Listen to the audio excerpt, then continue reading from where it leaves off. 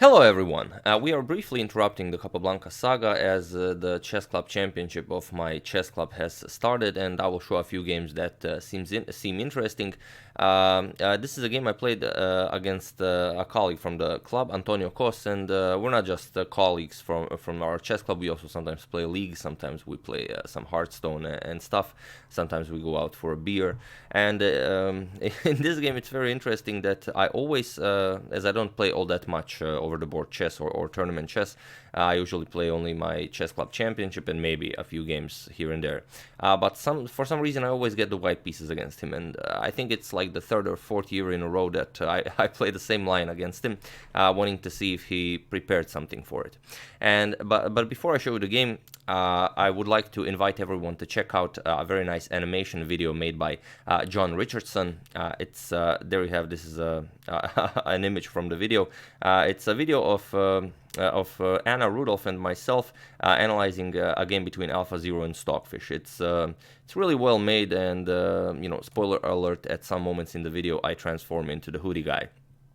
So be sure to check it out. The link to it will be the first thing you will see in the description below. So getting back to this game, like I said, I have the white pieces and I open with e4. My opponent plays c5, and here I played.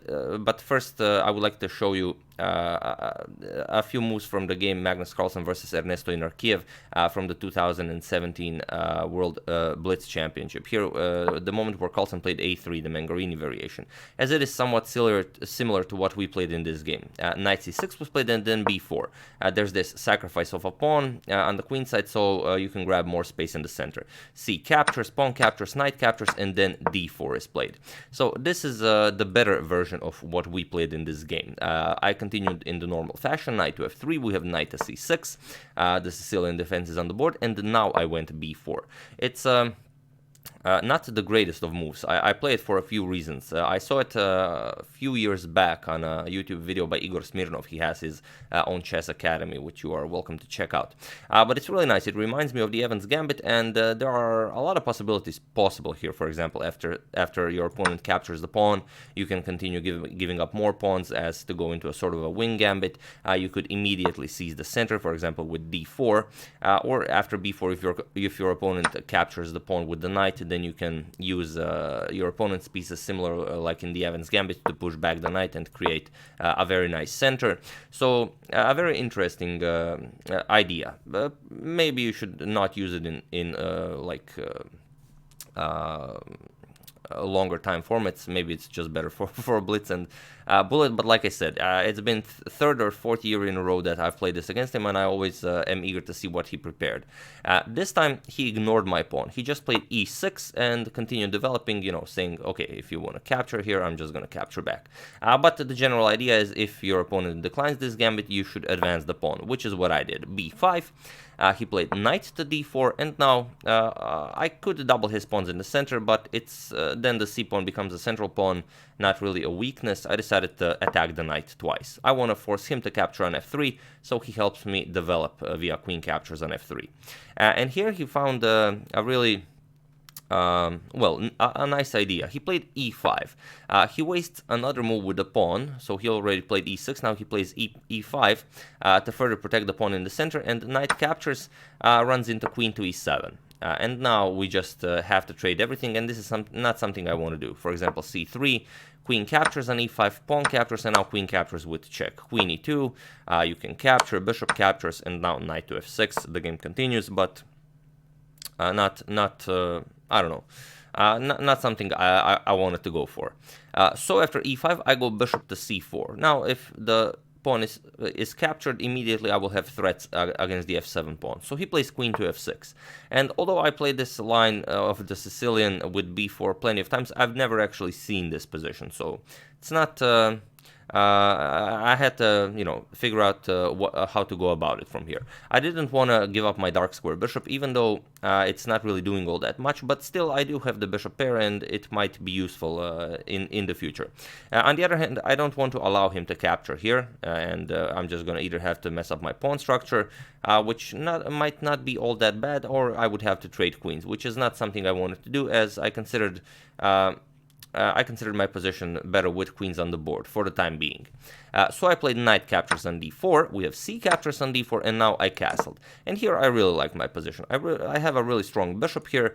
My pawn on b5 is actually very nice. I'm still pressuring the f7 pawn. If f4 ever comes, captures here, then the rook will also be pressuring. My plan is to play d3, bring this knight over to d2, maybe even temporarily sacrifice on f4, push e5, and until my opponent starts developing, and so far I'm able to hinder his development. I'm not doing that great in development-wise myself, but like I said, I'm a few moves from achieving optimal setup.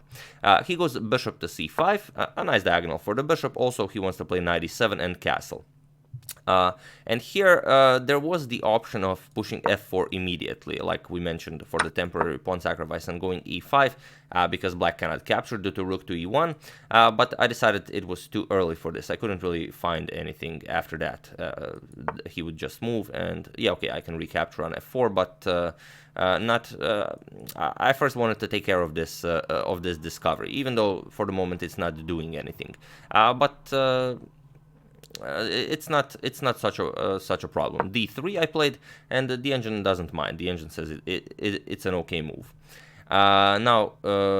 There's no longer this option of him doing this discovery, and he played knight e7. He wants to castle here, and here I thought about how to proceed here a lot. I thought about whether I want to trade this dark square bishop with bishop to e3. I decided nah, because even though my bishop for the time being isn't really doing anything, I can always play bishop c1, improve here, maybe guard even f4 with the bishop, push f4, bust open the f-file, and his dark square bishop isn't really doing all that much either, so I don't want to trade him. Also, I thought if I were to push f4 immediately now, still didn't find anything. So I thought how to prepare this f4 move. If his knight comes to g6, then he has too much control over the f4 square. I will not be able to do it. So I played queen to h5. And here the queen h5 is actually a preparation for f4. Now if I push f4, he will not be able to capture because his bishop on c5 will be hanging. And for example, if he goes knight to g6, I just prepare the f4 via g3. Also, I take away the h4 and f4 square from his knight, and now f4 is a move that I will play next. What he should have gone for here is most likely d6, just continue developing.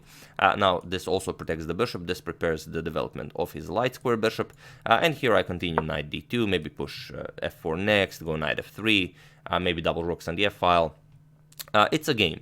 But after this queen to h5 move, he played the g6. He either started defending against threats that weren't there, or he really wants to trap my queen with knight to g8.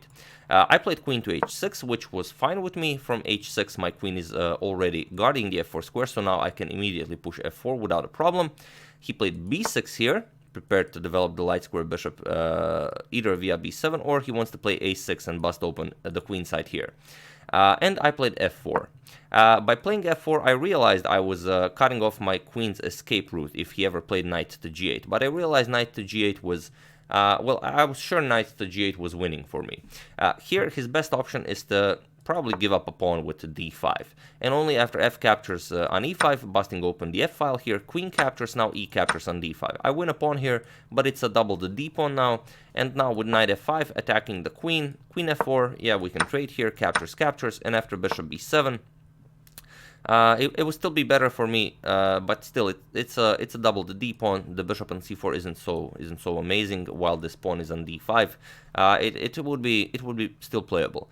But after f4 here, he played knight to g8. He decided to go for this, and like I said, when I went for this idea, I knew that queen g5 was just excellent for me, because now he has to capture. He doesn't really have the option of trading queens, because now the f pawn is a goner. He cannot go knight to h6 as my pawn is covering the h6 square, and there aren't really all that good moves. You could move the queen, but still, I'm just going to capture and bust open the f-file. So here he played e captures on f4, and I played queen captures on f6. Knight captures, so rook captures, and now his knight is attacked. He can't move the knight because the f7 pawn falls. If he defends it with the king, I still play e5, or with the bishop, doesn't really matter. e5 is coming, the knight will have to move, and I will capture here. Again, probably the best idea was d5 here, just going for e captures, so my bishop gets blocked, and only then bishop to f5, blocking my rook. But still, after h3, I could prepare g4, h5, he would block g4. I'm still winning the d4 pawn now because my rook is on f4. Bishop captures, you could capture, or you could play bishop or g5, attacking the rook. But now it seems that I could capture here. And after pawn captures, bishop d4 attacks the knight, rook h6 defending, and now just continue developing. I'm up 2 pawns and have a bishop pair. I'm down the exchange, but seems like white's position is much better. He played knight to h5, and here I just grabbed the f7 pawn straight up. So rook captures on f7 was played, and now he plays a6. This was his idea. He wants to overload my bishop on c4. He wants the bishop to have to take care of things on the queen side, but also the bishop has to keep an eye on the rook here. And here I thought about captures, bishop d5, then playing next, attacking the rook, but I found a different plan. So feel free to pause the video here and try to find the move I played. There are a lot of good moves here, but this one is straight out winning as it wins a piece. I'll give you a couple of seconds as usual. For those of you who were able to do it, congratulations. You are an excellent knight trapper. And for those of you who just want to enjoy the show, here I played g4 and the knight is trapped. There's no way to avoid this. The rook is controlling all of the squares that the knight can retreat to. The pawn is controlling g3.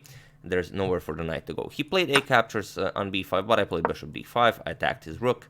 And here he just played rook to a7. There's really not... no good way to avoid this, and I captured on h5. He played g captures on h5, now I'm up a piece, and I played rook to g7 just to be safe. Okay, for the moment my bishop is covering this, but I don't want to allow any checks or any counterplay. He played bishop b7, I was happy to trade bishops, captures, and here I played knight to d2. Now my knight is coming to rook is coming to f1, this knight is coming to b3, where it will pressure the d4 pawn. I will win the d4 pawn eventually. He played king f8, and I played rook to g5. I'm not interested in the pawn, I just want to keep my rook on the g file, and if he plays something like rook to g8, then rook to f1 will win his rook, so even that's not an option. He played d6, I played knight b3, and here he played b4. So as you can see, not a formation you see every day, but there's no really good way for black to play this position. I played bishop captures on d4. I don't want to play knight captures, even though that's fine as well, but I don't want to allow this pin to stay here for any amount of time. Rook to g8 was played. Now I played rook to f1 check. Okay, now he can block. I don't win the rook, but still rook captures, king captures. I just traded everything and started bringing my king into the position. He played king g6. I played h4. I took away any squares from his king. He went king back to f7, king f3, king e6, king f4. He played h6, wasting a move, and now I just captured here. He captured, and now I go knight d2, trying to get my knight over to d5, and then it's pretty much over. He played king f6, I played knight c4, king goes back, and now knight e3, preparing to go here, and it was in this position that my opponent, Antonio Kos, resigned the game. So it was a really interesting game.